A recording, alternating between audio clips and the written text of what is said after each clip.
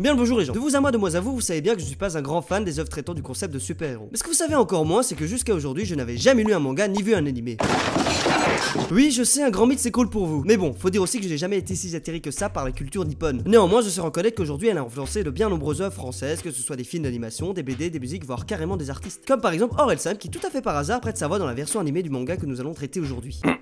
Ce serait pas un peu une transition de merde ça? Mais t'es qui toi? Moi? Mais je suis...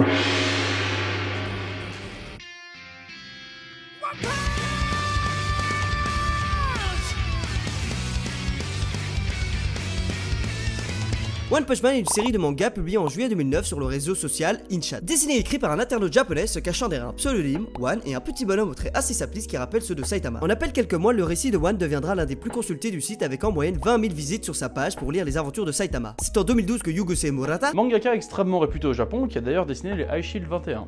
donc Yugose Murata contacta One via Twitter afin de lui proposer une collaboration en lui suggérant de remettre ses dessins au goût du jour lors de la publication de 6 histoires dans le web magazine de l'éditeur Junjiya en juin 2012. Avec cette renaissance grâce au crayonné bien plus détaillé de Murata, One Punch Man passa rapidement de succès du web à phénomène national qui sera décuplé lors de sa sortie animée produite par le studio Madhouse en octobre 2015, où la One Punch Man marqua d'un point rouge la pop culture mondiale en étant le manga à ne surtout pas manquer. Mais tout d'abord, que raconte One Punch Man? Enfin laisse-moi finir, j'avais même pas encore fini, mais tu peux me laisser finir. Non mais les gens ils s'en foutent de l'histoire derrière le manga. Les gens ils veulent juste que tu fasses des blagues sur un chauve que t'as invité pour présenter One Punch Man. One Punch Man, c'est l'histoire de Saitama.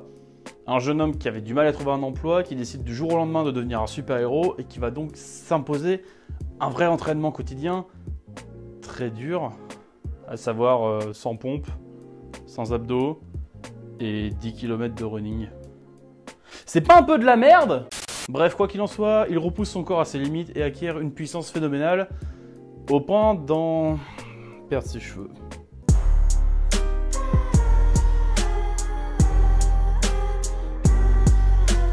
L'autre souci, c'est qu'après un tel entraînement, il va balayer tous ses ennemis d'un simple coup de poing.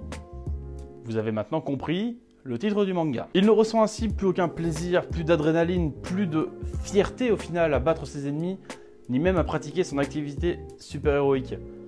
Vu qu'à chacune de ses apparitions, la situation se réglera en un claquement de poings.